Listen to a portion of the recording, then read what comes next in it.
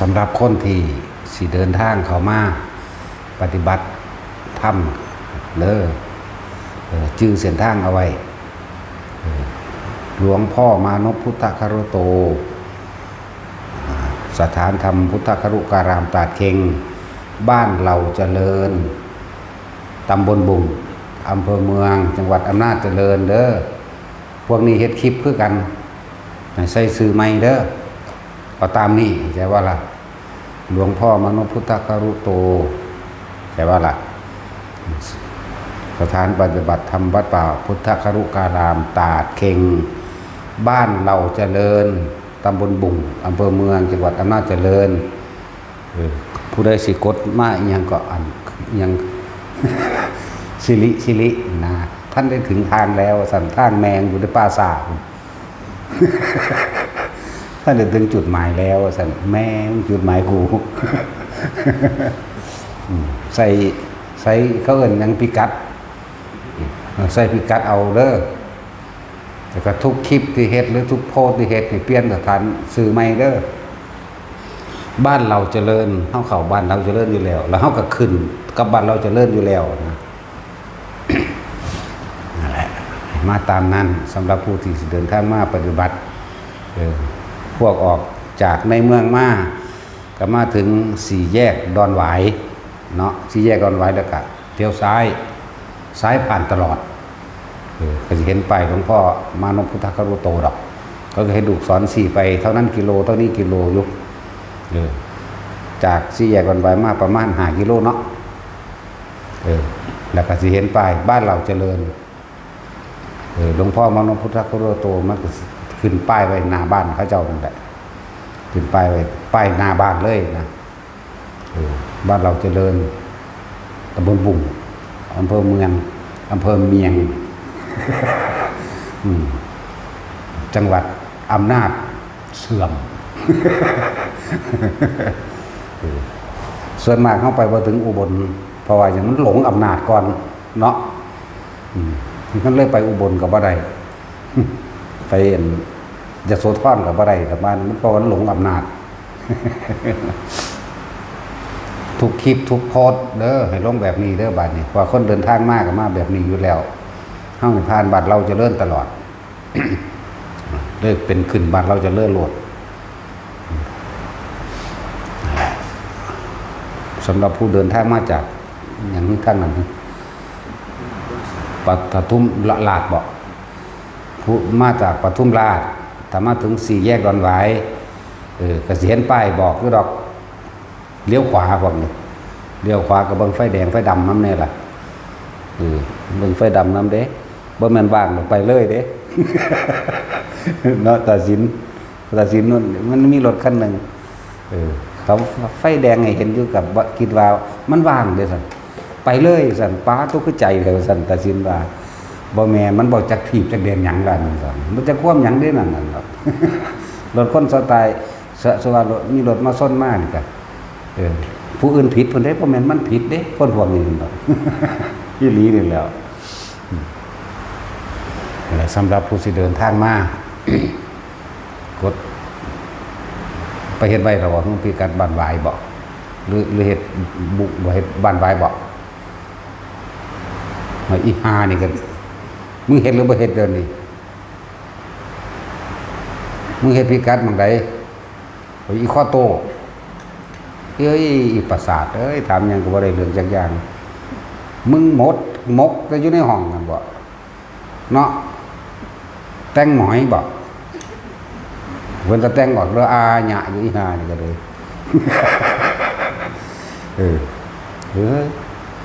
วันหั่งไก่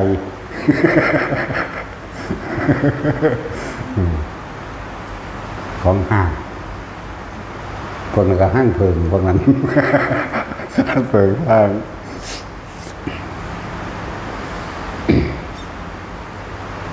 จังว่าเพื่อสิเดินทางมากอะเอาตามนี้มาโลดมันง่ายๆนึงดอกถ้าสังเกตบ้านเราจะเลื่อนโลดเดี๋ยวเขาเฮ็ดป้ายแล้วเขาก็ไปติดป้ายหน้าบ้านทำกิจกรรมรวมกันกับชาวบ้านเขาหมดแหละถ้าสีป้ายไหมแดงขาวแล้วก็ติดป้ายแบบนี้ พัฒนาหมู่บ้านตัดหญ้าซอยงาไม้ตามทางออกกับผู้ใหญ่บ้านกับผู้ซอยกับอะไรละนั่นแหละมองได้เป็นลูกเป็นบอยจังถามเขาว่าเฮาสิปรับปรุงมันถนนหนทางบ่นะรถปูนรถเดียวก็พอหรือมั้งเนาะเพราะมันบิดมาได้นะใส่รถปูนจักหาคิ้วแลนหยอดไปตามที่ต่างๆนั่นแหละใส่หินละเอียดเอาใส่หินน้อยๆไหมมันจังสิเข้ากันน้ำกับทางยางเนาะสั่นแหละแล้วก็ไปที่เหลือก็เอาไปเทใส่หมอนไอ้ศาลาริมทางศาลาผักริมทางที่เขาเฮ็ดไว้นั่นแหละเดือกับไปเทให้มันจอดกันซะมันจังสิบ่ได้ผ้าตุ่มผ้าดินอย่าง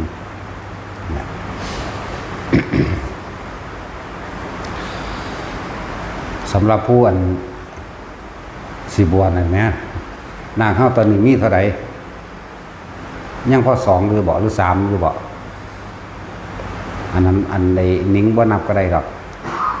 ตอนนี้มาอยู่น้ำเฮาเดี๋ยวนี้ไหมหลวงพี่ปวกมาบ่นี่หลวงพี่ปวกไหมบ่ได้มามันค่ากินใหม่บ่ปวกไปมันก็กินใหม่กินดินกินหยังแบงสั่นเนาะเดี๋ยวนี้อยู่นี่2บ่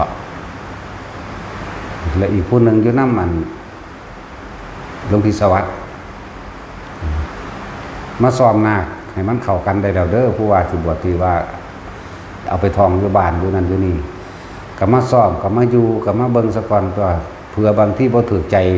ก็ยกเลิกตัวเองได้ตัวเนาะแม่นบ่ล่ะบ่แม่นว่าทำตามใจเจ้าของแบบนั้นก็สิบวชแล้วก็คือมาเบิ่งมาฝึกมาหัดขานนามาฝึกหัดรับใส่เพิ่นลองเบิ่งซะก่อนถ้าบ่ถูกใจมันก็จังบ่ได้บวชมันก็ขึ้นเมื่อโลดแม่นบ่ล่ะมาเด้อผู้ใดที่ว่าสิมาบวชมานี่เอาใบคานนาคไปไว้แล้วตลอดทั้งว่า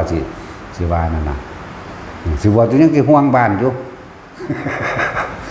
มันคือบ่เนาะบวชเข้าไปแล้วก็สิทำตามใจตัวเองอีกก็สิบ่เบิ่งครูบาอาจารย์ก็สิบ่เบิ่งก็สิบ่เฮ็ดตามพระวินัยคือพระวินัยจังสี่เพิ่นว่าให้อยู่5พรรษาซะก่อนจังให้ไปจำพรรษาที่อื่นให้มันพ้นนิสัยซะก่อนจังซี่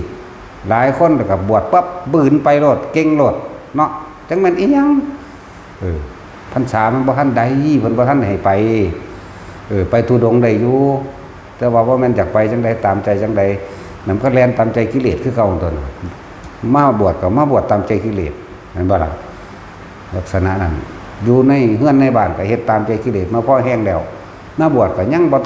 ทันกลไกของกิเลสอีกอยู่ก็ยังเฮ็ดไปตามมันอีกอยู่บวชแล้วผมไปจำพรรษาอยู่หั่นอยู่นี่ได้บ่บ่แน่มันบ่แม่นมันบ่เป็นแบบนั้น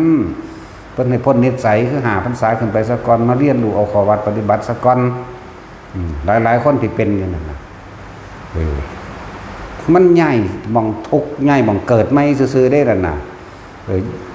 เกิดอยู่นี่ทุกข์อยู่นี่ซะก่อนเอาไว้เนาะบวชแล้วก็มาฟังมาอดมาทนเวลาเพิ่นให้เพิ่นด่านั่นนี่เนี่ยละเว้ยก็ไปเฮ็ดตามใจกิเลสอยู่หม่องอื่นว่าบ่มีผู้ใดบังคับได้มันบ่ถูกเด้อพูนมันเป็นมาตั้งแต่สมัยลูกศิษย์พระมหากัสสปะยังล่ะจักชื่อว่าได้ล่ะบวชเมื่อแก่พระพุทธเจ้าตายแล้วเพิ่นดีใจสิบ่มีผู้ใดมาบอกมาสอนบ่มีผู้ใดมาด่าเฮาอยากเฮ็ดหยังก็เฮ็ดพุ่นน่ะมันเป็นจังซั่นเด้นั่นแหละเพิ่นนึกว่าให้อยู่อย่างน้อยก็จัก5พรรษาซะก่อนชื่อว่าใดฮึสุภัททะบ่แม่นชื่อว่าใดดอกบวชเมื่อแก่แล้วนะฮู้ว่าพระพุทธเจ้าตายแล้วดีใจสิบ่มีผู้บอกผู้ด่าพะนะแล้วมันก็เป็นมาแตะพุ่นแหละ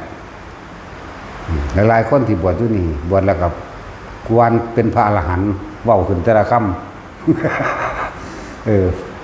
บวชแล้วในมื้อนั้นออกมาแล้วฟ้าวหนีไปสวดมนต์ข้ามปีพะนะเอ้ากวนไปอรหันต์นึกสิไปหยุ่งนำสวดมนต์ข้ามปีอยู่อยู่ประเทศลาวยังเพิ่นว่าไปเด้โอ้ ฟังไว้เด้อบัดนี้ผู้ใดสิให้อยู่จัก5 ปีซะก่อนจังไปอย่าเพิ่งอยากไปนั่นตามใจกิเลสเบิดนั่นแหละถ้าอยู่นี่มันสิเป็นอีหยังโดยนี่เนาะอยู่นี่ก็ทุกข์อยู่นี่ซะก่อนอย่าเพิ่งย้ายที่ทุกข์ ถ้าอยากไปแค่กัย้ายที่ทุกข์ย้ายที่เกิดใหม่ซื่อๆเด้บางคนบวชแล้วผมสิไปจำพรรษาอยู่บ้านเอาบ่เข้าใจหยังเลยบ่อ่านเลยคือจังว่าที่เฮาเป็นหยังคือเน้นว่าบวชเข้ามาแล้วให้ศึกษาพระวินัยอันดับต้นแรกเลยนั่นเอาไปอ่านเบิ่งมื้อเดียวก็จบดอกสารหนังสือ500-600หน้าเล่มเนาะหน้านึงเนาะอ่านมื้อเดียวก็จบเด้อล่ะเฮาอ่านจบแล้วเด้เฮาจังเว้าบ่แม่น24 ชั่วโมงได้เฮาอ่านนี่13 ชั่วโมงกว่าๆนี่แหละเพราะเฮาอ่านละเอียดบ่ข้ามจากข้องจากวรรคเด้จังซั่นล่ะ13 ชั่วโมงกว่าๆนี่แหละสาอริยวินัยสำนันนึงเนาะกระจอกแต่พระไตรปิฎกเขายังอ่านข้าวเดียวนึง100 เล่มมันบ่ได้โดนได้ล่ะของอันยังล่ะลืมล่ะลูกสอธรรมภักดีซุมื้อนี้พิมพ์ผิดหลายสุพากันไปแก้แน่ลงพิมพ์ลูกสอธรรมภักดีตั้งแต่พอสูเฮ็ดมันบ่ผิดลูกสูเฮ็ดนี่ผิดโอ้แม่ลูกสูเราตายแล้วลงพิมพ์สอธรรมภักดีของฉบับสอธรรมภักดีมีอยู่100 เล่มแล้วของมากุฏมื้อนี้อ่านเบิดทุกอันละ45 เล่ม80 เล่มอันบ่ล่ะจากการคัดเอาเฉพาะพุทธวจนะออกมามัน13 เล่มนึงได้ล่ะเฉพาะคำเว้าพระพุทธเจ้าเฮาก็อ่านเบิดนั่นแหละเพราะเฮาบ่แม่นคนเก่งเนาะบ่แม่นคนมีความรู้อีหยังเลยนั่นแหละก็อ่านศึกษาอยู่ในนี้บวชเข้ามาแล้วให้พากันศึกษาพระวินัยเฮาบ่ทันได้ฮู้จักหยังอย่าเพิ่งเฮ็ดไปอย่าเพิ่งเฮ็ดไปตามใจเจ้าของเองก็ชื่อไว้5 ปีซะก่อน5 ปีซะก่อนจังสิไปถ้าจะไปบ่ให้อยู่ดอกนะถ้ามันเก่งแล้วเป็นแล้วนั่นน่ะมีแต่ไล่ไปเองแหละเนาะ ย่านแต่ว่าไปเท่านั้นแหละอันพวกอยากไปแล้วมันตามใจกิเลสเด้อมันบ่สมควรแก่พรรษาบ่ทันได้พ้นนิสัยคนอื่นว่าบ่ทันได้ขาดอาจารย์บ่ทันอนุญาตให้ไปได้เบิ่งแล้วโกโก้เก๊กๆเวกๆวากๆมันคุยโว้โอ้อวดอันนั้นอันนี้เนาะมันเป็นสั้นตัวจื้อไว้เด้อว่าผู้ใดอยากมาแล้วพอได้บวชกูสิหนีไปอยู่มหันอย่ามาเด้แบบนั้นอย่ามามันก็ผิดวินัยแล้วมันก็สิไปได้หยังโดนนี่แม่นบ่ล่ะสิไปได้หยังแต่เพิ่นมาจากทั้งอื่นมาอยู่ปี2 ปี3 ปีก็แล้วแต่เพิ่นอันนั้นเพิ่นอาจสิครูบาอาจารย์เพิ่นอนุญาตมาจังซี่แหมอยู่ได้ปี1 2 ปีหรือบวชมาแล้วครูบาอาจารย์เพิ่นอนุญาตมาอันนี้คนละอย่างกันเด้อแต่ว่าในเฮานั่นสำหรับเฮานั่นอนุญาตให้ไปจังไปหรือบ่อนุญาตคือบ่ต่ำกว่า5 ปีเข้าใจบ่ล่ะมันบ่ทันได้หยังมันก็ย้ายที่ทุกข์ซื่อๆดอกย้ายหม่องกังวลย้ายหม่องอวดดีย้ายหม่องถือดีย้ายหม่องอวดอ้างว่าเจ้าของเก่งเท่านั้นนึงเด้จังซั่นแหละเลยเน้นพระวินัยอ่านเข้าใจดีแล้วมันก็เป็นเครื่องอยู่ของเจ้าของเองอยู่แล้วเด้การอ่านก็เป็นเครื่องอยู่เป็นการปฏิบัติธรรมอันหนึ่งได้รู้ความเป็นไปของตัวของเองเด้การอ่านก็ดีอ่านอย่างอ่านพระวินัยอันนี้คือวิถีแนวทางของหมู่ภิกษุทั้งหลายต้องกระทำตามมันก็รู้กันตัวบ่แม่นว่าไปจำเอาต่างๆความรู้ที่เพิ่นถ่ายทอดออกมาเว้าเพิ่นมีแต่อันยอดมีแต่สิปล่อยว่างว่างเปล่าตาอันนี้ก็ว่างเปล่าอันนี้ก็ตาอย่างนั้นเนาะจังซั่นแล้วขอวัดปฏิบัติตัวเองยังบ่รู้อยู่มีแต่สิว่างอย่างเดียวว่างพอว่างแม่งบ่ทันสิเฮาด่าเราเนาะตัวเองก็ว่านึงจักเจ้าของเองอยู่ไปเอาหยังไปว่างนั่นแหละว่าบทเข้ามาแล้วมันอ่านหนังสือบ่ออกก็ ก็เบิ่งผู้เพิ่นอยู่ก่อนตัวเบิ่งรุ่นพี่ถ้าบ่เข้าใจก็ถามเพิ่นตัวอันนี้เฮ็ดจังใดอันนี้เฮ็ดจังใดอันนี้เฮ็ดแบบใดเขาเจ้าของพาว่าดอกนั่นแหละเคารพกันตามนั่นแน่พรรษาแน่นำนั่นแหละสำหรับผู้สิบวชว่ามาอยู่บวชแล้วสิไปหันไปนี่บ่ต้องมาเด้มันก็แค่ว่าใหญ่หม่องไปทุกข์ใหม่ใหญ่หม่องเกิดใหม่สั่นแหละถ้าเก่งแล้วปีเดียวกับช้างถ้าเฮาเบิ่งแล้วว่าไปอยู่หันหน้าไปโลดเนาะอย่าแต่มันบ่ไปกันถ้าผู้จังซั่นบ่ไปบ่จักไปไสเด้มันอยู่ในตนเองเป็นแล้วคือหลวงพี่ดงบอกในเทศมันก็ว่าเทศเว้านำพ้นก็บ่เว้าเนาะเอาไปว่าบ่เว้าฮอดน้ำเฮามั้ยห้วยบักหานี่มันเป็นจังได๋เดินไหลน้ำเอาแต่ผู้จังซั่นมันกันบ่เว้ามันก็บ่เทศมันคันบ่จักแล่นพูดแล่นพี่ได้ล่ะเทศแน่มันก็บ่เทศแต่พูดจากไหนว่าเดี๋ยวไหลมันไปอยู่หุ่นบาดนี่กับโกเมนให้สถานการณ์บังคับมันเทศเอาเวลามีคนถามก็ต้องได้เว้าแล้วว่าเนาะนั่นแล้วนั่นแหละสำหรับผู้เสียนว่ามาขอค้ำขานนาคไปแล้วพากันมาร่วมตัวกันแล้วก็มาทองขานนาคซ่อมนะซ่อมให้มันเข้ากันนะเดินทางมาได้แล้วมาซ่อมให้มันเข้ากันอันนี้ไปห่วงบ้านอยู่แต่ว่าสิบวชเลยก็ดีมาเบิ่งสะกอนหนึ่งเขาเบิ่งแล้วบ่ถูกนิสัยบ่สมกับครูศรัทธาเมื่อบ่เป็นหยังแม่นบ่ล่ะมาเบิ่งสะกอนตัวอย่าเพิ่งบวชให้มันเสียผ้าเหลืองเพราะว่าโอ้บ่ดีนี่ก็ไปตัวแม่นบ่ล่ะเพราะว่าเฮาอยู่นี่อยู่แล้วเฮาอยู่ตรงกลางบ่ไปไสบ่มาไสอยู่เก่าอยู่ตรงกลางสิมาให้ค่าแล้วเมื่อก็แล้วแต่สิมาด้อยค่าแล้วเมื่อก็แล้วแต่เพราะเฮาอยู่ตรงกลางนั่นแหละ ทุกสิ่งทุกอย่างตอนนี้เฮาสามารถเลือกได้เด้อตอนที่เฮามีชีวิตอยู่ตอนนี้ทุกคนสามารถเลือกที่สิกระทำได้เลือกสิเว้าได้เลือกสิคิดได้อาศัยฟังธรรมะนั่นแหละแล้วไปคิดเอาไปหาข้อสรุปเหตุผลในตนเองให้มันลงโตแต่มันลงโตแล้วสรุปว่าสิเอามังนี้หรือสิเอามังใดก็แล้วแต่ตอนเฮาเลือกได้ตายไปแล้วเลือกว่าอะไรเนี่ยนี่จะรับวิบากกรรมอย่างเดียวได้บ่นี่ทุกคนระลึกนึกตึกตองเบิ่งว่านี่สรรพสิ่งทั้งหลายทั้งปวงมันมีของมันอยู่แล้วบ่ว่าต้นไม้ภูเขาห้วยหนองของบึงสายน้ำรถบ้านที่ดินตลอดทั้งสัตว์เลี้ยงต่างๆช้างม้าวัวควายเป็ดไก่หมูหมาแมวสิ่งทั้งหลายทั้งปวงเหล่านั้นมันมีของมันอยู่แล้วฟังดีๆเด้อเฮาต่างหากได้เป็นผู้อยากได้มันแม่นบ่เฮาต่างหากเด้เป็นผู้อยากได้มันเป็นผู้พยายามที่เขาไปยึดเป็นเจ้าของมันเนาะแม้กระทั่งบุคคลที่รักเริ่มต้นแรกคือผัวกับเมียนี่แหละที่กินเขาก็อยู่ตะเขาคือกันเด้แต่ว่าเฮาต่างหากได้เป็นผู้เขาไปอยากได้เขาเองจังเขาไปกระแสะเขาไปหาจีบเขาแม่นบ่ล่ะเฮาต่างหากเด้อบัดนี้เฮาลองถามงัวเบิ่งเด้อผู้ใดเคยเลี้ยงงัวพวกนั้นอยากได้พวกเจ้าอยู่บ่มันถามโอ้ยเขาอยากได้เจ้าเป็นเจ้าของเด้ตาศีลมาเอาข่อยไปเป็นเจ้าของนี่มันถามอยู่บ่เนาะควายก็คือกันหมูกับหมาคือกันคนได้อยากได้มันอยากไปเป็นเจ้าของมันบัดนี้สุขกับผู้ใดสร้างให้ทุกข์กับผู้ใดสร้างให้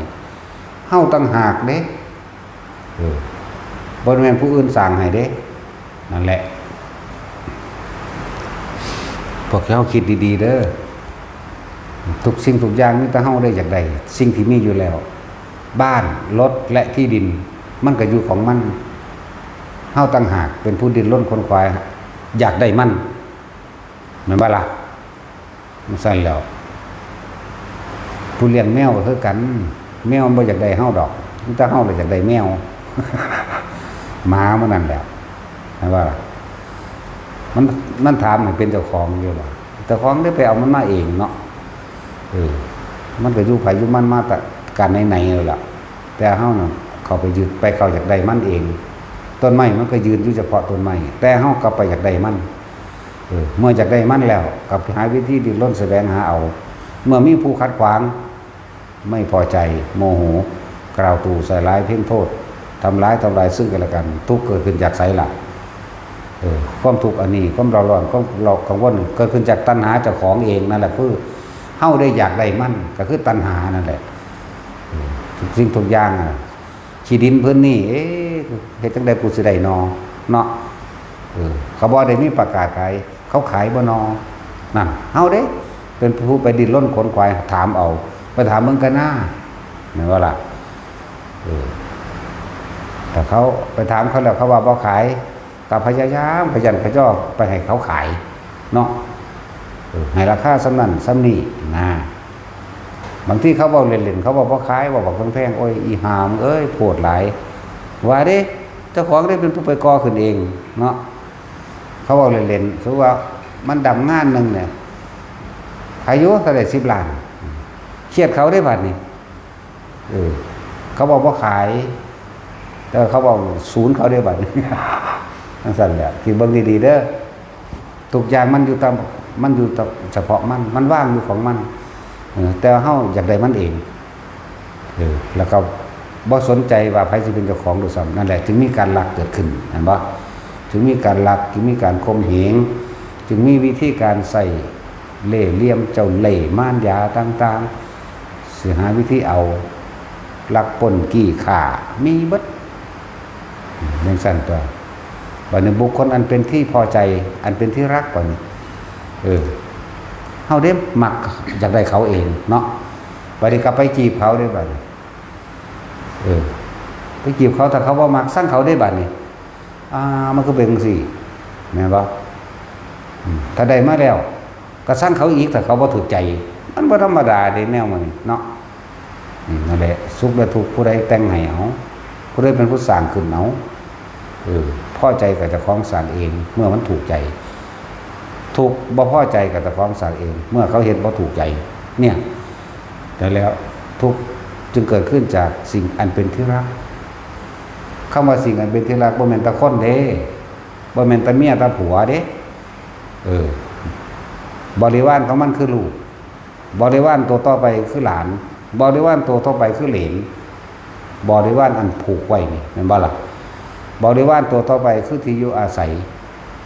ขี้ดินขี้ดอนได้บัดนี้เฮือนซ่านบ้านช่องได้บัดนี้นั่นล่ะนั่นแล้ว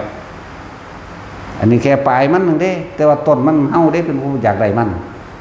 ต้นเหตุสาเหตุมันจริงๆคือโตเฮาเองอยากได้มันอันนั้นแค่ปลายเหตุไม่ใช่ต้นเหตุคือความอยากของเฮาเองอยากได้เขาเมื่อได้มาแล้วก็หวงแหนรักษาเนาะหวงแหนรักษานี่มันบ่แม่นรักษาเนื้ออื่นรักษาไว้สนองตัณหาเจ้าของเด้บ่แม่นว่าเพื่อผู้อื่นเด้อยู่นำกันมาบัดนี้แต่พูดถึงว่าหวงแหนรักษาไว้สนองเพื่อนเพียงแค่ตัณหาเจ้าของเองบำรุงราคะของเจ้าของเองเนาะสุว่าคนสิมาปฏิบัติธรรมบัดนี้ถ้าผู้ผัวมาเมียก็ว่าให้นี่มันบ่ได้หักผัวเด้น่ะมันหักมันมาสั่นแต่ผู้เมียมาผัวก็ว่าให้ผัวมันก็บ่ได้หักเฮาเด้น่ะฟังไว้เด้อพวกผู้หญิงมันหักมันนั่นแหละบัดนี้ขนาดอยู่นำกันมา10 ปี20 ปีแล้วต่อจากนั้นบ่สนใจเลยผู้ผัวบ่สนใจเมียเลยพอแต่เมียเข้าวัดปั๊บหรือมีข่าวว่าผู้นั้นมาจีบผู้นี้มาจีบศูนย์ขึ้นทันทีหวงขึ้นทันทีเด้เนาะตะกี้เห็นแบบบ่สนใจพอตะเวจังสิปุ๊บนั่นมานะทิฏฐิอันนี้เกิดขึ้นคือความเป็นเจ้าของเข้าใจบ่นี่เรื่องสั้นแล้วบ่ได้ว่าตมาวัดเด้สมมุติว่าเขาซาเขาเลือว่าเมียมึงระวังดีเด้อไปกับผู้นั้นไปกับผู้นี้คุยกับผู้นั้นคุยกับผู้นี้ ความเป็นเจ้าของของกูนี่ปึ้งขึ้นมาเลยเด้บัดนี้ไปผิดกันได้บัดนี้ถึงแม้นว่าผู้เมียสิอธิบายให้ฟังว่าแม้นจะไปฟังความเขาเฮ็ดหยังจังซั่นจังซี่ถ้ามันได้มีความเชื่อแล้วมันฝังเลยเด้เอาแบบว่าเลยผิดเถียงกันนั่นนี่ตีกันฆ่ากันไปแน่ที่ฆ่ากันเพราะว่าหยังฆ่าเพราะว่าอยากให้เขามาสนองตัณหาเจ้าของ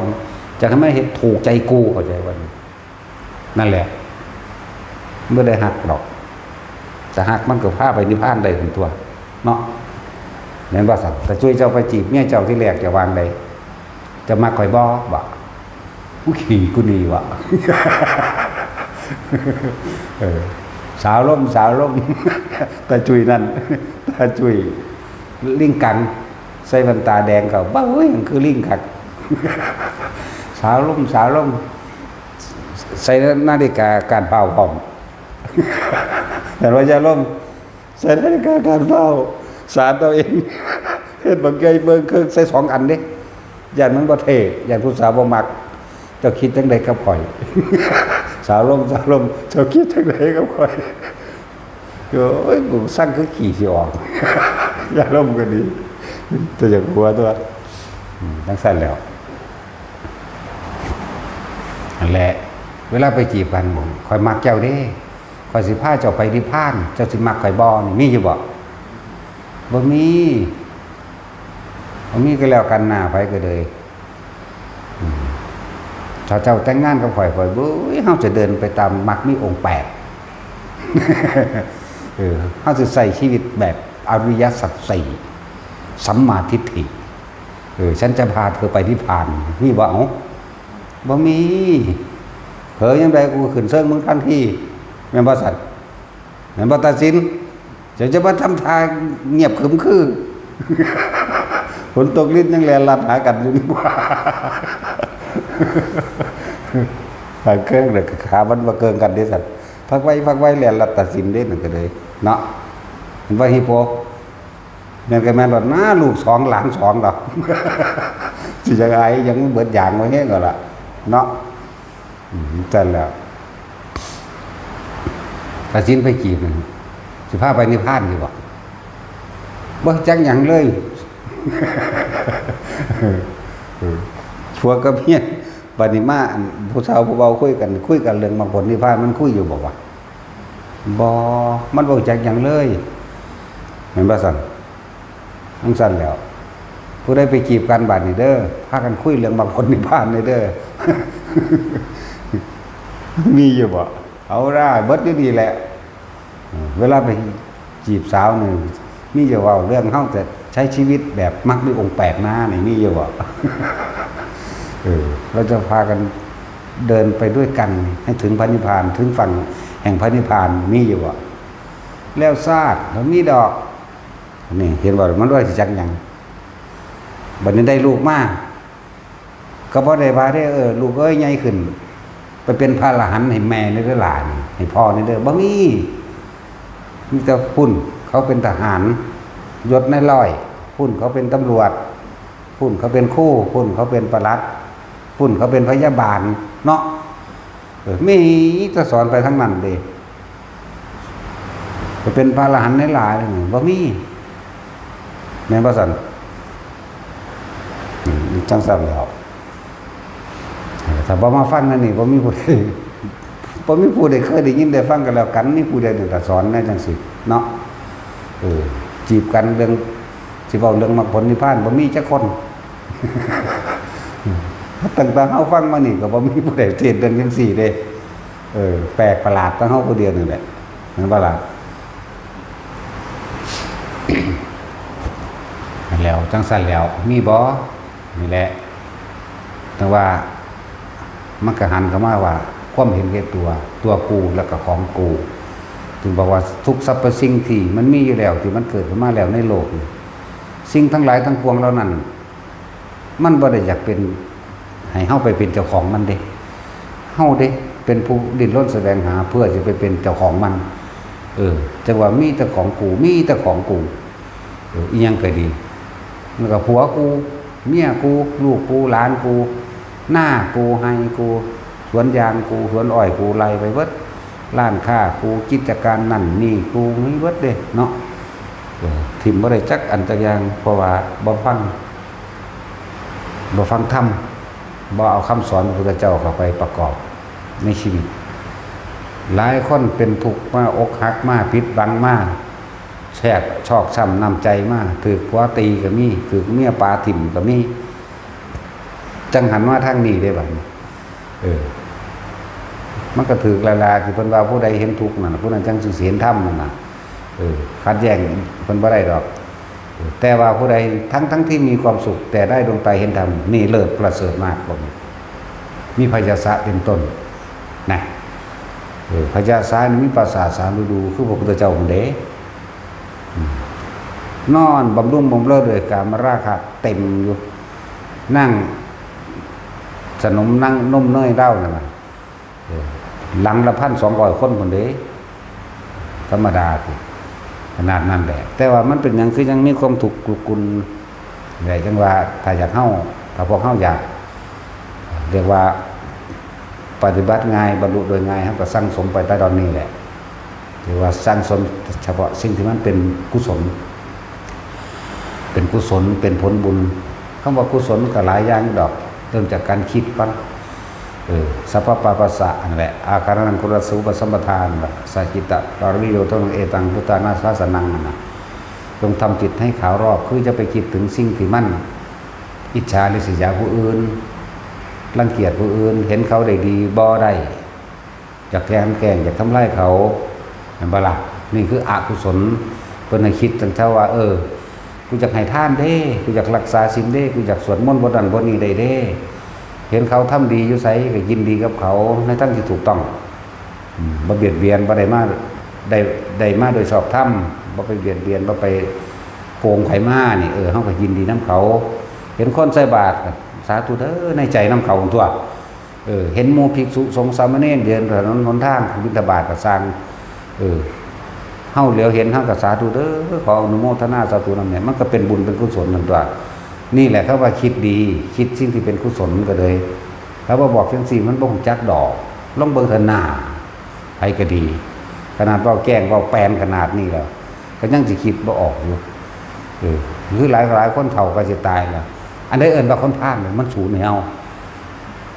กัดเจ้าของนั่นแหละเฮาว่าสูญก็เก่าอีกคือจังเฮาเทศนี่เพิ่นของใจได้ซั่นลงไปแล้วสงบมาอันใดเอิ้นว่าคนพาลเจ้านั่นแหละ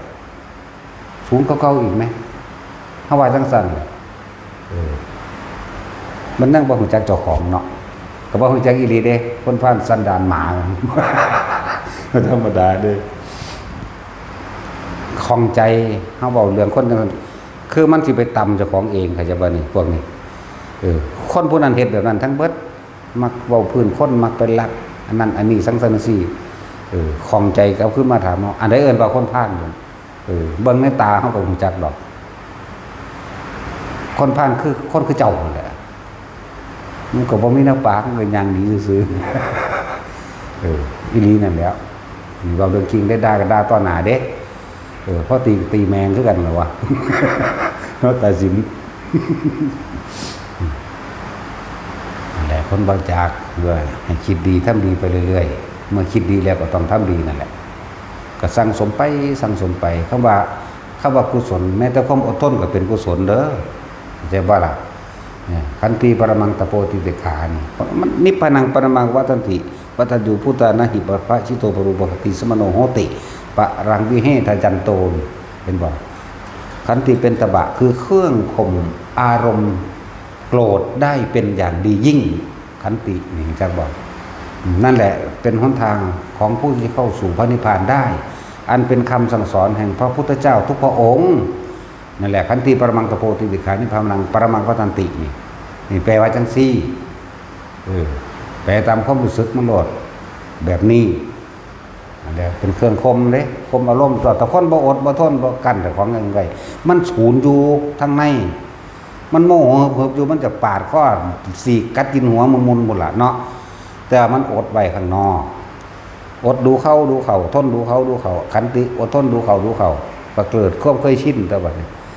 เอาไปมามันก็บ่นำเป็นเรื่องต่างๆที่คนเก่าตู่ใส่ร้ายดูถูก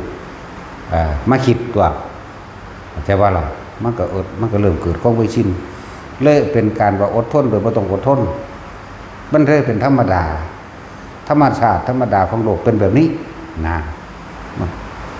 อย่างเฮาก็รู้จักโทษของมันนำคำว่ากุศลมันหลายอยู่บ่ได้แม่นซ้ำนึง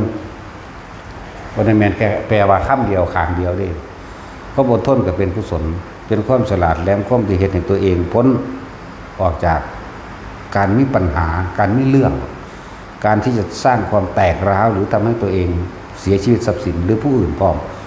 เพศผู้อื่นก็ย้อนสาเหตุเจ้าของแหละมันจะเฮ็ดไหนวะเนาะ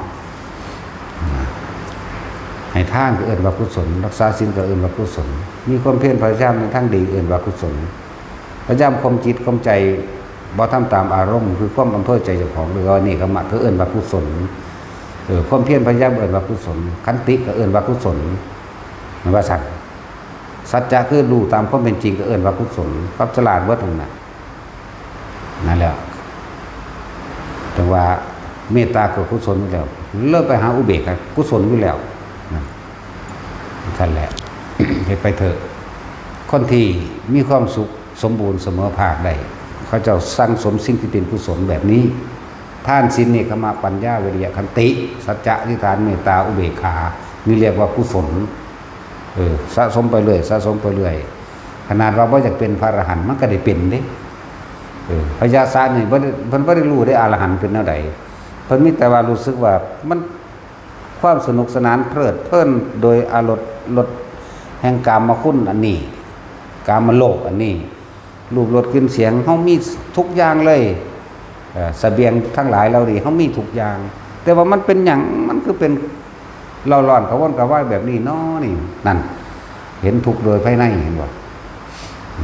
นั่นแหละคนทั้งนี้ออกจากกันว่างเพิ่น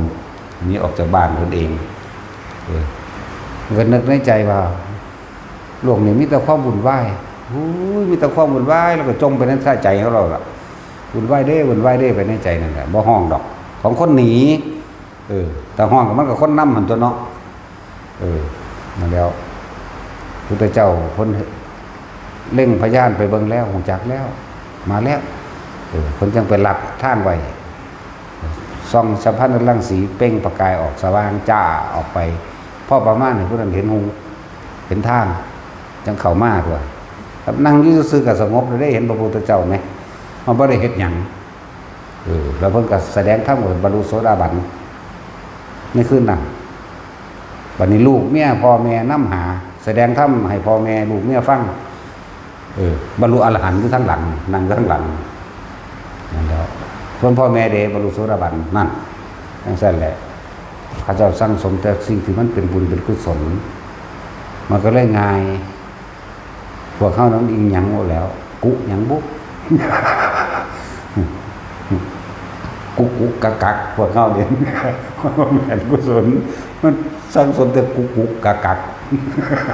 จังซั่นเด้อแหละมันว่าจะเป็นก็ได้เป็นมันเต็มของมันแล้วอยากว่าพระโมคคัลลาภาษาหรือบุตรเขาจะก็สั่งสมมามันว่าจะเป็นก็ได้เป็นพระอนุรุทธะมันนี่ว่าล่ะเกิดเป็นพระอินทร์ติดต่อกันเท่าไรกับบางครั้งก็36กับลงมาเกิดเป็นเจ้าฟ้ามหากษัตริย์เนี่ยทำบุญอันเก่าขึ้นไปอีกแล้ว36กับเป็นพระอินทร์อีกแล้วเที่ยวเป็นพระอินทร์เฉพาะสำนั้นนั่นจนว่าบ่ฮู้จักคำว่าบ่มีเอาโลดเขาเจ้าทำแต่กุศลแล้วเคยให้ทานกับบวชจิจาจบวันนี้พกขอทานต่างๆหน้าสารพัดแล้วก็เราเคยอุทิศบุญในการผลทานบุญกุศลกรรมดีของเราเองกระจายไปจนว่าคำบ่มีเราบ่ฮู้จักแม้นเป็นพระอินทร์แล้วก็ซอยตะคนเด้เป็นจังซั่นล่ะคือว่าพระพุทธเจ้าเฮานั่นแหละเสวยสายเป็นโพธิสัตว์บ่ว่าสิเป็นจันทกุมารพระอินทร์ผู้ลงมาซอยเปิดเผยความจริงให้ฟังกับพระอนุรุทธะนั่นแหละหลายศาสตร์จะได้ลงมาเอื้อเฟื้อซึ่งกันและกันเหมือนสั้นตัวจนมาเกิดเป็นพระอนุรุทธะไปเล่นนั่นสักกาหรือเล่นหยังเล่นการพนันนั่นแหละโยนหลุมมื้อนี้ล่ะ เล่นดีดหินมั่งเล่นย้อนหลุมมั่งแพ้ตะเขาเอาขนมได้เป็นอันพาด้านกันเนาะแพ้ยังได้ก็ให้นั่งสนมคนใส่แหละเอาขนมมาให้เขาเฮ็ดไปมามันเบิดที่พูดแม่ว่าโอ้ยลูกเฮานี่คำว่าบ่มีนี่คือสิบ่จักเนาะกับบ้าสิสอนลูกให้ลูกรู้จักคำว่าบ่มีก็น่านะก็ให้ถืออันตลับเป้าๆนี่ปิ่นโตเป้าบอกกับเข้าใจง่ายถือปิ่นโตเป้ามาให้ลูกเด้อนั่งคนใส่ก็มากแล้วก็ตั้งไว้พวกพระอินทร์ผู้เก่าผู้นี้ได้บัดนี่โหอยู่บ่ได้ล่ะกูได้เคยได้รับส่วนบุญจากผู้นี้คือกันเห็นบ่ล่ะนี่บุญมันต่อกันเคยได้รับการช่วยเหลือเคยได้รับส่วนบุญจากพระอนุรุทธะสมัยเป็นพระอินทร์มั่งสมัยเป็นคนมั่งนี่คิดถึงบุญคุณกันเห็นบ่เนี่ยนางฟ้าเทวดาทั้งหลายเคยได้รับส่วนบุญส่วนกุศลจากพระอนุรุทธะตั้งแต่เพิ่นบ่ทันได้เป็นอนุรุทธะนี่นะแล้วถือเป็นโตมาดิเขาก็ใส่อิทธาภิสังขารของเขาเองสามารถดลบันดาลเป็นขนมได้เห็นบ่ล่ะดลบันดาลได้แต่ว่าอย่าลืมเดี๋ยวมันสิแย่ต้องบอกตัวนี้ก่อนแต่พระอนุรุทธะบ่เคยขอจากว่าสิ่งทั้งหลายที่มันเป็นขึ้นมาได้พระอินทร์ซอยได้เทวดาซอยได้เพราะเขาเคยทำเอาไว้ก่อนบ่แม่นคนมีกิเลสตัณหาปัญญาหยาบคือพวกเฮาอยากได้หยังขอเอาหรือแม้กระทั่งสอนกันให้ขอว่าล่ะสอนกันให้ขอเด้อยากได้หยังอธิษฐานเด้อสันบักฮาหัวโลนนั่นเนี่ยอีหลีนี่แหละสอนแมงบ่แนวนั้นเนาะพุทธเจ้าบ่ได้พาขอเด้นั่นแหละนั่งก้นใส่ก็ถือถาดเป่ามาถือปิ่นโตเป่ามาตั้งไว้ปุ๊บเบิ่งดูคำว่าบ่มีนี่พานุรุตตะสิงจักบ่นี่ไปเปิดฟ้าเป็นตือออกขนมหอมกึ่มขับเมืองอยู่ตักซิมแล้ววันซิมกินมันแซ่บติดอกติดใจอาหารทิพย์เนาะไปต่อว่าแม่เด้อบอกท่านแม่ตะก่อนตะกี้ท่านแม่บ่ได้หักลูกบ่มันหยังน้อบาดลูกแม่ก็งงก็หักละลูกเอ้ยแม่ก็ว่าอยู่ถ้าหักคือบ่เฮ็ดขนมแบบนี้มาให้ลูกนั่นลูกไปต่อว่าแม่สงสัยลูกเฮาเป็นคนมีบุญเด้อแม่ก็สงสัยกันมาเบิ่งวันขนมมันมีอีหลีขนมบ่มีต่อไปนี่ให้เฮ็ดขนมบ่มีเด้อมาให้ลูกว่าซั่นเลยลำบากกูอยู่ข้างบนพุ่นล่ะมื้อใดก็ได้เฮ็ดแต่ขนมบ่มีแล้วมาให้กินเพิ่นบ่ฮู้จักคำว่าบ่มีนั่นแหละเพราะว่าเพิ่นสั่งสมบุญไว้ทานศีลเนกขมะปัญญาวิริยะเพิ่นสั่งสมไว้แล้วเพราะสั่นพุทธเจ้าแต่ละพระองค์ก็สิเน้นไว้ติสัพพะปะปัสสะอะกะละนังกุศลสูปสัมปดานี่จักว่าสัจจิตะปโรทัปปนังเอตังพุทธนาสาสนังเพราะสั่นเพิ่นสิบอกไว้จังซี่บ่แม่นบ่ล่ะนี่คือโอวาทของพุทธเจ้าทุกพระองค์พร้อมเด้บ่ได้แม่นผู้เดียวเด้หลายคนบ่ทันรู้จักได้ว่าพุทธเจ้ามีผู้เดียวนี่บ่เนาะอุ้ยมีจนนับบ่ได้แล้วทั้งที่มันเป็นของยากหลายก็เม็ดไส้ในผงโลกนี่ซ้ำตัวเกิดมาผ่านมาเบิดแล้วพวกเจ้าก็ดีเป็นแมงมุมแน่ เป็นฉี่ไข่เดือนแน่เป็นฉี่ไข่กือแน่เป็นแมงข้ามเป็นแมงขับเป็นแมงหีควายรู้จักว่าล่ะเป็นหินเป็นยุ่ง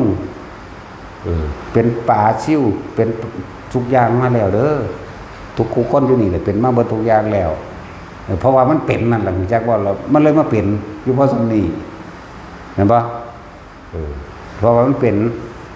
จากเป็นนั่นอยากได้นี่อยากได้นี่อยากเป็นนั่นนั่นแหละก็เลยมาเท่าอยู่ดีนั่งอยู่เดียวนี่แหละคำว่าของกูตัวกูเพราะความอยากได้กับความอยากเป็นนี่แหละ อยากได้ก็อยากได้มันเป็นของกูนั่นแหละเนาะมันสั่นตัวอยากเป็นกับกูไงก็มูกันแต่อยากเป็นกูมีอิทธิพลกูมีอำนาจอยากได้ก็อยากเป็นคิดเบื้องดีๆแต่ละคนสรรพสิ่งทั้งหลายว่าสิเป็นต้นไม้ว่าสิบ้านตะกี้มันก็ไม่บ้านเจ้าของเข้าใจดีๆเด้อ ก็เห็นบ้านเขางามโอ้ยจังได้ผู้เสียเนาะกูอยากได้แบบนี้เด้แม่นบ่ล่ะก็นั่นแหล้วอยากได้บ้านหลังนั้นมันอยู่ตะมันเจ้าคันอยากได้แบบนั้นเองหรือเจ้ามีเงินจะอยากไปซื้อเอาของเขาเองนั่นบ้านหลังนั้นบ่มาถามว่าเจ้าอยากได้ข่อยบ่เด้หรือมีงัวจักโตมาถามอยู่บ่ผู้ใดไปซื้องัวก็เลยตัดสินเลี้ยงงัวก็ดีเจ้าอยากได้ข่อยอยู่บ่ตัดสินน่ะมีอยู่บ่ยิ้มใส่กันอยู่หั่นนั่นแหละถามเบิ่งเด้อมีอยู่บ่ใครก็ดีพวกผัวพวกเมียกันมาตะเก่าก่อนไปลาไปจีบกันนั่นที่จริงเขาก็อยู่ตะเขาเด้เจ้าของอยากได้เขาเองเนาะทั้งสั้นก็จะไปหาวิธีจีบกันทั้งสั้นทั้งสี่ได้วันนี้เขาก็จีบหลายคนคือกันนั่นแหละถือผู้อยากได้บ่ได้ก็มีเนาะคือผู้บ่อยากได้ก็มีก็เป็นสั้นแหละมันได้มาแล้วก็ว่าอยากได้ผู้เดียวเด้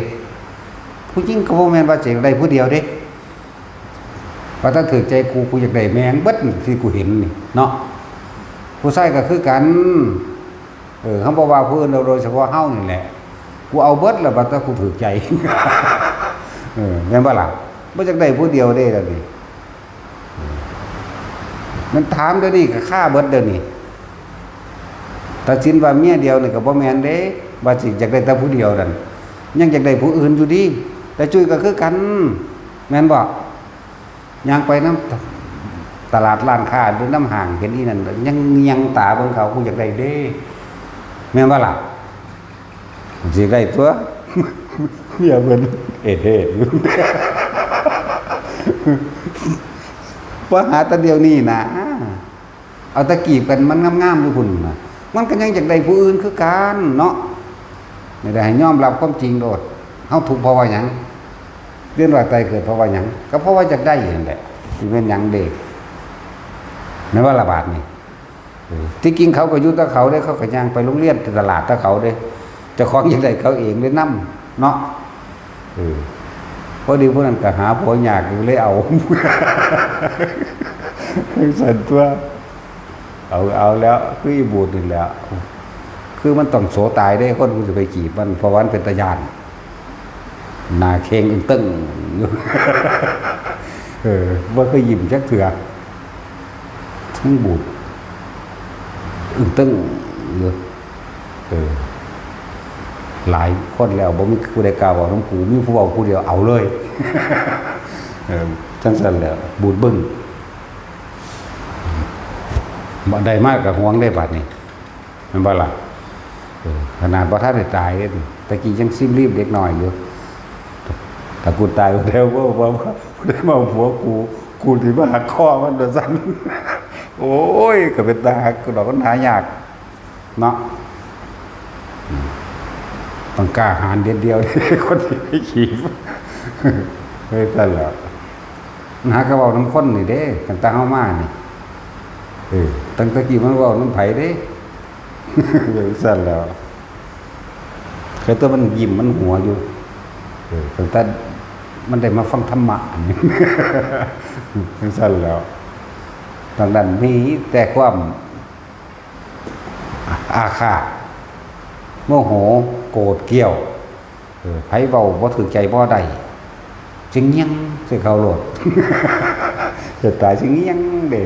ใส่สายตาขาว่าซั่นเด้โอ้ยอีห่าเอ้ยขาเจ้าของบ่จักนั่นแหละเสียงเงียงเบิ่งคนนั้นเสียงเงียงเบิ่งคนนี้เด้นั่นแหละเขาย่านเขาเลยบ่อยากเว้านำ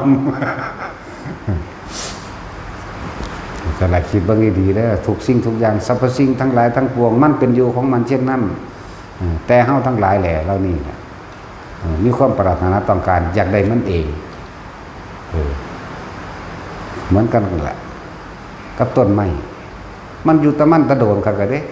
พอตาเฮาตาไปเห็นปั๊บคืองามแต่กูอยากเอาไปเฮ็ดเสาเด้เอาไปเฮ็ดวงกบเด้เอาไปเฮ็ดนั่นนี่เด้เนาะบ่ต่างกันเลยนะสิว่าหยังวะ ม้กระทั่งว่าอารมณ์เฮายังอยากได้มันถูกใจในอารมณ์ของเฮาเองบังคับผู้อื่นให้ตามใจเจ้าของได้บัดเนาะเกิดเป็นอารมณ์ไป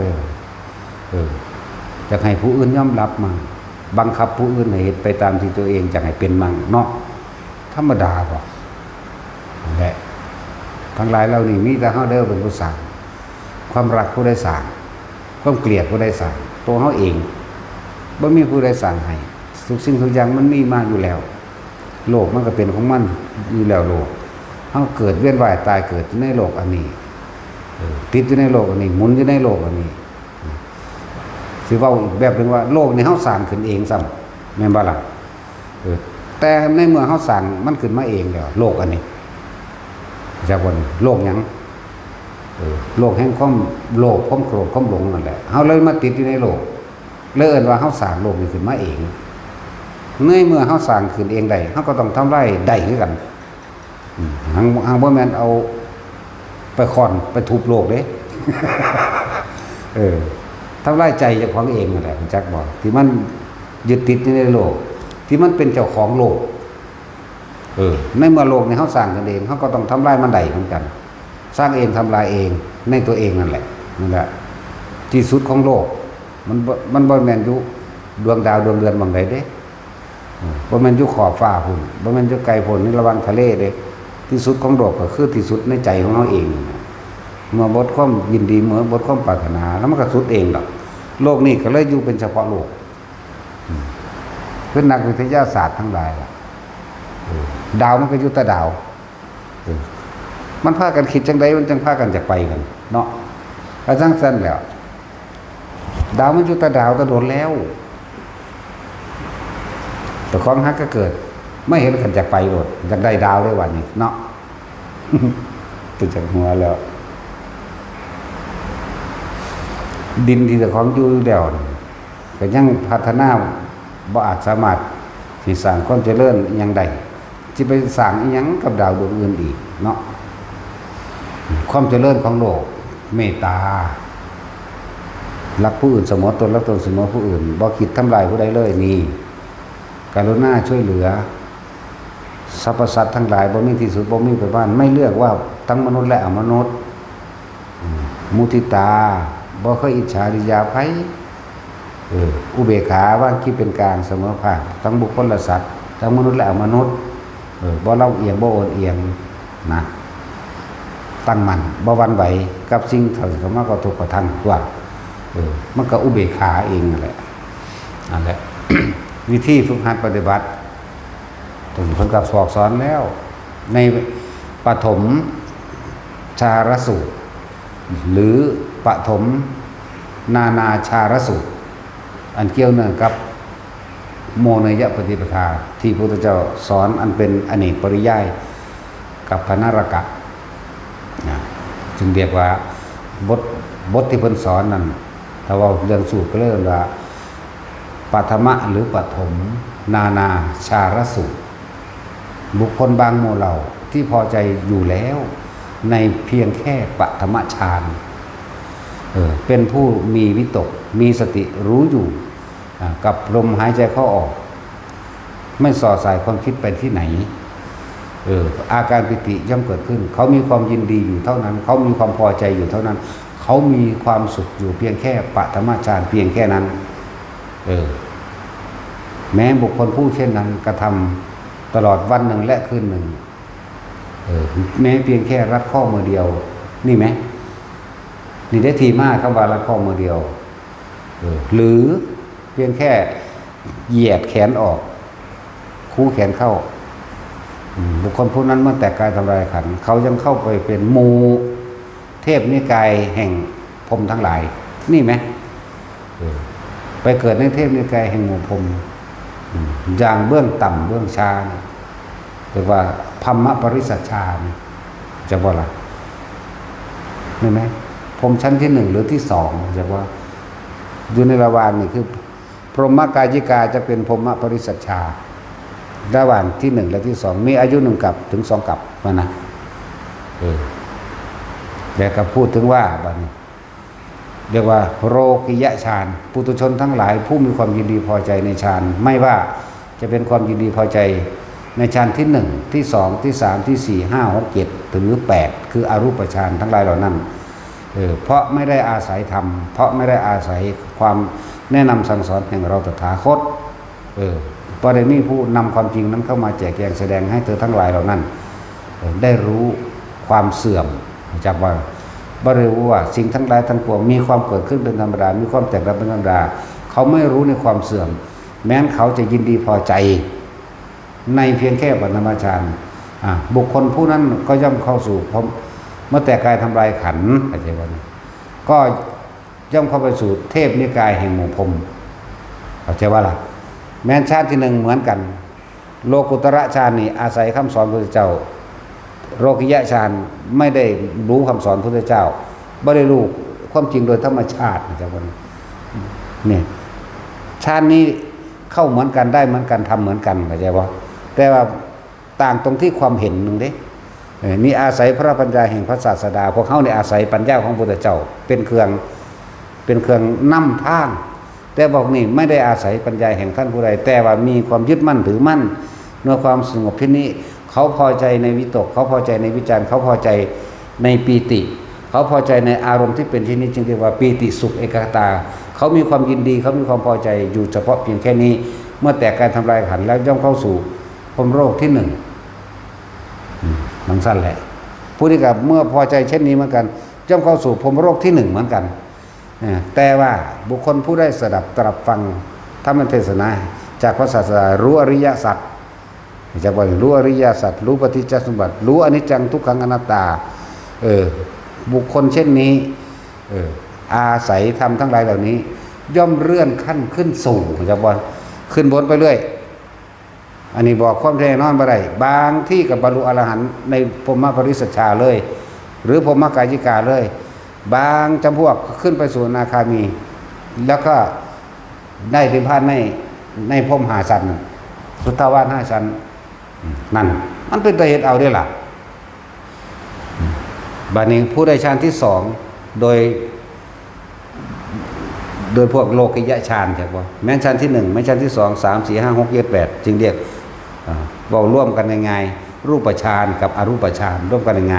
เมื่อแต่กายทำลายขันธ์เขาจำเป็นหมู่พวกแห่งหมู่เทพพรหมทั้งหลายเหล่านั้นตามลำดับขั้นที่เขาได้แต่ว่าเมื่อหมดอายุเห็นว่านี่สิ้นฤทธิ์สิ้นกรรมหรือสิ้นบุญหมดอายุส่วนมากจะลงสู่อบายภูมิน้อยนักหนาได้สิได้เป็นคนอีกน้อยเด้มีอยู่แต่ว่ามีอยู่แต่น้อยนักหนาเพราะฉะนั้นพุทธวาระหว่างเปรียบดุจดังว่าขนโคกับเผาโคนั่นอันนี้คือพวกโลกิยะฌานเข้าเหมือนกันทำเหมือนกันได้เหมือนกันกับโลกุตระฌานได้เหมือนกันแต่นี่เราอาศัยความรู้แจ้งเห็นจริงคือเลื่อนว่าอาศัยปัญญาของพระพุทธเจ้าอาศัยธรรมที่พระพุทธเจ้าออกมาแสดงแต่ว่าพวกนี้บ่ได้อาศัยธรรมบ่ได้ฟังเขาติดอยู่เพียงเช่นนั้นเองเขาสิติดอยู่หันผู้ติดอยู่ในอรูปฌานทำความรู้สึกอยู่ในว่าอากาศหาที่สุดไม่ได้เขาจิตอยู่ในความรู้สึกอากาศหาที่สุดไม่ได้เลยเวิ้งว้างเวิ้งคว้างไปเรื่อยแต่เป็นอารมณ์เป็นหนึ่งนี่คืออรูปฌานนี่อารมณ์เป็นหนึ่งเหมือนกันมีวิตกวิจารปิติสุขเอกคตาเดือดขึ้นกันใส่ความนึกพวกนี้จักว่าลักษณะนั้นนึกไปออกจากกายเราได้นึกไปเรื่อยนึกไปทั้งอากาศจักว่าล่ะทั้งสั้นแหละพวกนี้ไปสู่อรูปภพมีอายุเป็นอสงไขยได้บาทแต่ว่าเมื่อหมดอายุย่อมลงสู่อบายภูมิเป็นส่วนมากเหมือนเดิมบางรุ่นแต่ผู้อาศัยปัญญาของพระพุทธเจ้าบ่เข้าสู่อรูปฌานเด้บ่เข้าสู่เด้อยู่ในรูปฌานนี่แหละจังบอกว่าทุกคนเอาแค่1 2 3พ่อละเฮาบางที่มันเข้าไปสู่อรูปฌานมันบ่เข้าใจก็มีเด้มันเลยไปแล้วจากว่าใส่ปัญญาบ่ได้พวกนี้หรือว่าผู้ได้ตายเพียงแค่ปฐมฌานอย่างน้อยกับพรหมกายิกาจังภริสัชชาปโรหิตามหาพรหมปริสตาภาอาภัสราเนี่ยก็ไล่ขึ้นไปเจ้าเลยพูดอวิหะตปาสุตสาสุตสีอาการนี้ก็กาวไปเรื่อยครับพรหมโลกมันมีอยู่รูปฌานแห่งพรหมโลกมีอยู่16อารูปฌานนี่เลื่อนว่าพรหมมีอยู่20 จังซั่น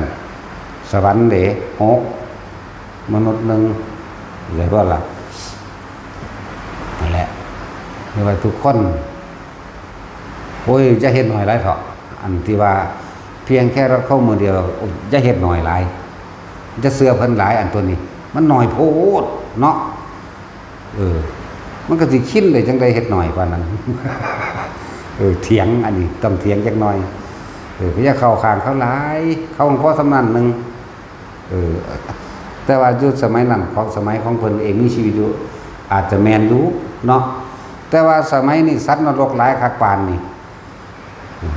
เนาะคือจังมาฝึกนี่ถามเอาซ้ำเฮาโลดปาดโตซ้ำหม่องใดเฮาบ่มีหม่องซ้ำหรอกเฮาบ่มีหม่องเทียบหรอกเฮาบ่มีขันนะเนาะมาเฮาอยากเอายอดมันโลดจักเป็นจังได๋พระอรหันต์เฮาก็บ่รู้จักจักมันเป็นจังได๋พระอรหันต์ก็เลยนอนแล้วล่ะก็สิบอกเลยมันเป็นตัวแบบใดนอนนะเขาเป็นอยู่จังได๋เขาคิดแบบใดเขานึกแบบใดพระอรหันต์เฮาก็คิดบ่ออกเนาะเขากินข้าวแบบใดเขาลอยไปเลยบ่หรือจังได๋พระอรหันต์นี่พระอรหันต์นี่บ่เว้าบ่หัวบ่เนาะบ่กินข้าวกินน้ำบ่ทายบ่บ่ทาคนบ่เขาก็บ่ฮู้จักคือกันมาถามว่าพระอรหันต์เป็นใดกูก็บ่ได้เป็นกูสิฮู้จักบ่ไปถามผู้เพิ่นเป็นตัวนั่นแล้วจักเป็นจังได๋พระอรหันต์ก็เลยลอยลงเลยบ่น่ะเนาะโอ้ยอยากว่ามันเป็นแมงเด้นัดต่อจริงมันต้องตาแก้วนะเคยเห็นแตะมือนึงเด้อจักมือไผอันนี้ก็ฮู้จักอยู่ว่ามือไผดีอยู่ปากขอบน้ำสารจากวันพุ่นพุดมาจากเลยนรกมันมีอยู่8แล้วเลยไป16สั้นเด้ว่าธรรมดาบ่ธรรมดาเด้ก่อนขุดมาเบิดนั่นแหละมื้อนี้ขุดมาเบิดนั่นแหละไอ้สิจักที่จักแดนหยังจอบตะเคียดอย่างเดียวเนาะขนาดพวกเฮาบอกเฮาสอนยังสิเครียดให้เฮาอยู่ได้เด้อนี่พวกบ่ดึกใจไอ้เครียดหลายก็ไปผูกคอตายเย็นต้นไม้บอกไปพร้อมเด้เนาะกระสั่งกินสิดังหากว่าท่านได้เห็นผู้ใดเครียดให้จักคนหรือบ่เห็นเจ็ดต้นไม้บอกผูกคอตายให้พร้อมใบเบิ่งพร้อมเนาะแต่กินสิดังเบิ่งต้องหน้าเบิ่งดูมันทนขนาดได้นี่ก็เลยธรรมดาวัน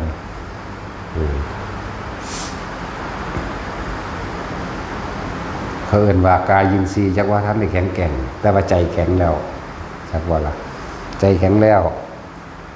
แข็งก็ตาจุ้ยตาสินกันแล้วกันหน้าไม่ว่าซั่นเจ้าก็ร่างกายเจ้าวันนี้แข็งแกร่งบริบูรณ์อยู่ใจเจ้าหังอ่อนแอเนาะที่แต่ว่าบ่ยอมรับมันบวชได้เด้เจ้าบวชบ่ได้เด้เจ้าก็ไปนอนเฝ้าของเจ้าอยู่เฮือนพุ่นอันนี้มันนอนเฝ้าวัดก็ได้เด้เห็นบ่มันมีคนมาบุกรุกรังแกวัดมันมาปกป้องวัดได้เด้ถือค้อนน้อยๆคานี่แหละแล่นอ้อมบอกหมู่บอกพวกมาแล้วเขามาแล้วพาเพิ่นไปหลายๆเด้อมึงฮู้บ่มึงจักตีนพากูอยู่นี่เขาว่าเด้ธรรมดามีเอิ้นปกป้องเรียกว่านี่ขนาดมาตะพุ่นที่ฮอดหลวงพ่อได้มาย่านบ่มีผู้ใดปกป้องหลวงพ่อก็แม่นเขามั่นตัวเนาะสั่นตัวมันมาปกป้องหลวงพ่อเด้ผู้ลังกาหลวงพ่อมึงจะตีมึงก็คิดฮอดอยู่คิดฮอดเก่าบ่บ่สั่งหลวงพ่อบ่พอเครียดอยู่บ่พอว่ามึงคิดฮอดขนมหรือคิดฮอดหยังกันแน่กันคิดฮอดหลวงพ่อว่าโอ้กูบ่ใจอ่อนดอกกูตีคือเก่าสิมาปากหวานนี่ตีคือเก่าตีเก็บกว่าเก่าอีกนั่นแหละแต่เขาเสียสละต้องปกป้องสถานที่อันเป็นสาธารณกุศลใดเห็นบ่เสียสละปกป้องบุคคลที่มีประโยชน์ต่อโลกพร้อมแม่นบ่ล่ะมันแวกขึ้นคนก็ตื่นมันคือกันอยู่ได้ล่ะเนาะธรรมดาบ่นั่นแหละ นี่เรื่องว่าใจเขามันแข็งแล้วในตอนนี้เรียกว่าตอนหน้าไม่รู้เขาบอกคุณจักหรอกอนาคตมันบ้าล่ะคือตาจุ้ยเจ้าคุณจักว่าจะเห็นหลวงพ่อเนี่ยเอาเนี่ยเขาจังสั้นตัวพวกเจ้าสิปรุงแต่งอดีตไปหาอนาคตไปเห็นอย่างเนาะคือบรรลุจากในปัจจุบันเพียงแค่ปฐมฌานมั่งทุติยฌานมั่งตติยฌานมั่งตัวที่สี่มันเขาเองหรอกเขานิยมแค่3ตัวนี่เด้อตัวที่สี่นั่นจะชำนาญแล้วแต่พระจิตตั้งได้เหตุไปเถอะเพราะว่ามันชำนาญแล้วมันเป็นของมันเองเพื่อจะให้ทุกคนชำนาญนี่มัคคะชาระนี่สูตรตัวนี้ให้มันคล่องเด้อคำว่ามัคคะคือหนทางฌานก็คือการเพ่งให้ชำนาญในการเข้าออกเขาจะว่านี่ชำนาญในการจับลมปั๊บอุณาโลมขึ้นปั๊บหรือปิติขึ้นปั๊บโปรดนะบางคนถ้าปฐมฌานนี่มันชำนาญแล้วทุติยฌานมันเป็นเองเฮาแค่มีสติรู้อยู่คือรู้สึกในตัวของเฮาเองเท่านั้นเองตติยฌานก็เหมือนกันส่วนจตุตฌานมันสิเผลอเข้าของมันเองเผลอเข้ารู้เข้าเกิดความชินจับทางเข้าเอาเองได้กำหนดเข้าได้เลยตั้งสั้นแล้ว กำหนดเข้าได้คือหมู่ผู้เพิ่นเก่งพุ่นละพระโมคคัลลาพุ่นละเอารุ่นนั้นล่ะเฮา มาเทียบเพิ่นเข้า4ลงมา3ปั๊บเพิ่นก็เหาะไปโลดเด้บ่ไปนั่งรับตาเฮ็ดเด้ไปแบบมื่นตานี่เด้เขาเจ้าไปนั่นแบบมื่นตาแบบว่าโวกเวกนี่เด้ซั่นแล้วไปแบบนี้บ่แม่นไปนั่งรับตาอุ้ยเขาขาก่อนปานนั้นจังซั่นแล้วคือเขาเจ้าคล่องแล้วจากว่าเขาเจ้าไปเลยเด้นึกมันก็ไปโลดเพราะมันคล่องมันซั่นแล้วแต่ผู้ใดคล่องแล้วในเอาอารมณ์ของชั้น4มาเข้าสู่อัปปนาสมาธินี่ปั๊บเป็นโลดเด้จักบ่ล่ะมันซั่นแหละก็เป็นหยังดอกฟังมัน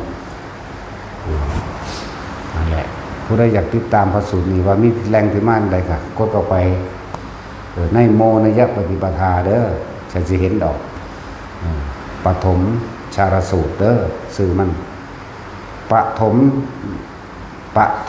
นาชารสูตรคำว่ามีคำว่านาเพิ่นไล่อธิบายความละเอียดไปเบิดตั้งแต่ปฐมฌานทุติยจนถึงอรูปฌาน8อย่างเลยเพิ่นไล่นั่นเรื่องนานาชารสูตรอย่างสั้นไปค้นหาเบิ่งเอาแต่เขาจะลงไม่รู้อันนี้ใน YouTube บ่แม่นว่ามันสิมีเบิดทุกอย่างดอกเนาะแต่มีเบิดทุกอย่างคือกดเอานิพพานนี่หันรู้แล้วนาฏศิลป์ มันอยู่ในประสบการณ์เด้อสิบอกให้มันอยู่ในประสบการณ์นี่มันอยู่ในความรู้สึกนี่เด้อนั่นแหละสมาทาน